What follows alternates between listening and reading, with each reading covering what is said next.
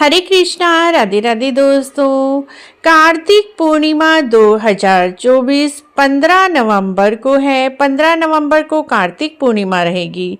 कार्तिक मास का अंतिम दिन। एक दिन भी आप कई चीजें करके कार्तिक पूर्णिमा पर कार्तिक मास का लाभ उठा सकते हैं। कई बार हम कार्तिक में स्नान का, दान का, दीपदान का नियम तो ले लेते हैं और बीच में किसी भी कारणवश वो नियम भंग हो जाते हैं या टूट जाते हैं। कहीं जरूरी काम से जाना पड़ सकता है। ट्रैवलिंग में भी हम दीपदान नहीं कर पाते, स्नान नहीं कर पाते समय से ब्रह्म मुहूर्त में, या कई और रीजन की वजह से भी कई बार बीच में यदि आपका कार्तिक स्नान छूट गया है, दीपदान छूट गया है और दान नहीं कर पाए हैं, तो ये लाभ आप कार्तिक पूर्णिमा पर भी कर सकते हैं। कार्तिक पूर्णिमा पर देव दीपावली भी होती है। इस दिन देवताओं की दिवाली होती है और इस दिन जो हमारी दिवाली से भी ज्यादा दिवाली की खुशियां मनाने से, अपने घर को सजाने से, दीपदान करने से हमें देवताओं का आशीर्वाद मिलता है। इस दिन आप सुबह ब्रह्म मुहूर्त में उठ जाएं, उसके बाद अपने घर के मंदिर में साफ सफाई करके पूजा पाठ करें, कार्तिक मास का महात्म पढ़ें, कहानियां सुने और रात को दीपदान करें। दीपदान का इस दिन सबसे अधिक महत्व होता है और पूरा महीने जो आप दीपदान नहीं भी कर पाए हैं तो केवल एक दिन आप इस दिन दीपदान कर दीजिए। दीपदान आप तुलसी जी के नीचे कर दीजिए, अपने घर की तुलसी जी के नीचे, और साथ ही अपने घर की छत के चारों कोनों पर एक एक दीप अवश्य ही जलाएं, जिससे आपको बहुत उत्तम फलों की प्राप्ति होती है। चारों कोने आपके जब जगमगा उठेंगे, अंधेरे से उभर कर जब प्रकाश की ओर आते हैं तो हमारे जीवन के सारे कष्ट, दुख, दर्द सब हर लेते हैं और जीवन खुशियों से भर जाता है।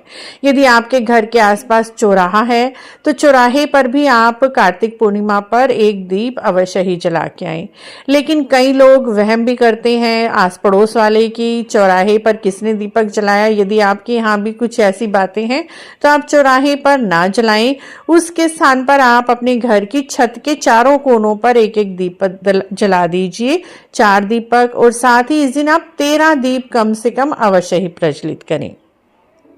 13 दीप आप अपने घर के मंदिर में 13 के 13 रख सकते हैं या घर के विभिन्न भागों में रख सकते हैं, किचन में और बेडरूम में, अपनी बालकनी में रख दीजिए, तुलसी जी के नीचे। और इस दिन कुछ ना हो सके तो पीपल के नीचे आप एक दीपक अवश्य ही जला कर आएं, क्योंकि इस दिन पीपल में माँ लक्ष्मी जी का वास होता है। कार्तिक पूर्णिमा पर सबसे ज्यादा हमें फल मिलता है पीपल के नीचे दीपदान करने का, और पीपल के नीचे इस दिन माँ लक्ष्मी जी होती हैं। यदि आप पीपल के नीचे इस दिन दान करके आते हैं दीपक एक, या फिर 365 बाती का एक दीप जला लीजिए, या फिर आप तुलसी की लकड़ी का दीपक भी जला सकते हैं, या फिर नॉर्मल दीपक भी आप इस दिन पीपल के वृक्ष के नीचे जलाकर आए, हाथ जोड़कर आए और माता लक्ष्मी जी से प्रार्थना करें, हे माँ लक्ष्मी सदा आप हमारे घर में वास करना।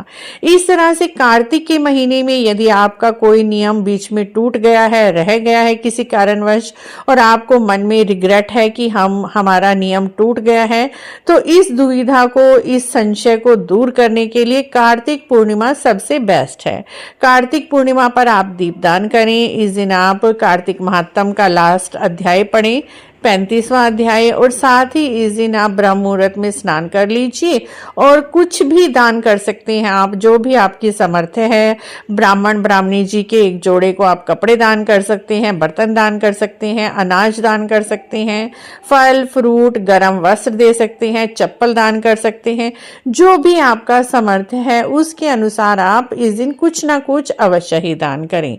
तो आपने जो कार्तिक के नियम कोई टूट गया है या भंग हो गया था या कुछ नहीं कर पाए हैं, तो उस दुविधा को आप दूर कर सकते हैं। कार्तिक पूर्णिमा के एक दिन आप कुछ ना कुछ इनमें से करके आप कार्तिक पूर्णिमा का लाभ उठा सकते हैं। और इस बार की कार्तिक पूर्णिमा तो बहुत ही शुभ लगन में आ रही है, शुभ मुहूर्त में पड़ रही है, जिससे आपको कार्तिक पूर्णिमा पर दीपदान का और ब्रह्म मुहूर्त में स्नान का अत्यधिक फल मिलेगा। फ्रेंड्स, आशा है आपको हमारी ये छोटी सी जानकारी अच्छी लगी होगी। अच्छी लगी है तो आप हमारे चैनल को जरूर सब्सक्राइब करें, लाइक करें, वीडियो को शेयर भी करें। कमेंट बॉक्स में जय कार्तिक के ठाकुर, जय राई दामोदर भगवान अवश्य लिखें।